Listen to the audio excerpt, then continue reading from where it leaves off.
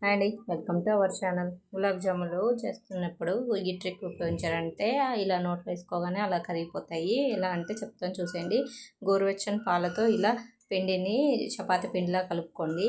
దానికి కొంచెం ఒక అరగంట వదిలేయండి, బాగా నానిపోతుంది. తర్వాత కొంచెం చేతికి ఆయిల్ రాసేసుకొని ఇలా మొత్తం మసాజ్ లాగా చేసేసి తర్వాత చూసారా వీడియోలో చూపించే విధంగా ఇలా రోల్ చేసుకున్నారంటే లోపల పాటు కూడా నీట్గా బాగా బాయిల్ అయిపోతుంది అనమాట, పిండి పిండి లేకుండా. ప్లస్ సాఫ్ట్గా కూడా ఉంటుంది. సో కాబట్టి ఇలా వీడియోలో చూపించేలాగా ఇలా నలిపేసి ఇలా మొత్తం ఇలా సర్కిల్స్ చేసుకున్నారంటే లోపల పాటు కూడా నీట్గా బాగా కాగేసి లోపల కూడా పిండి లేకుండా ఉంటుంది. తర్వాత ఇలా కాల్చుకున్న తర్వాత దాన్ని డైరెక్ట్ వేయకుండా కొంచెం చల్లారిన తర్వాత పాకంలో వేసేసుకోండి.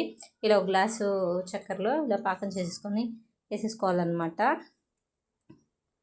చూసారా? సో గులాబ్ జామ్ అనేవి వేడివేడిగా వేయకూడదండి, వాటిని ముందు చల్లారిన తర్వాత పాకంలో వేసేయాలి. అప్పుడు సాఫ్ట్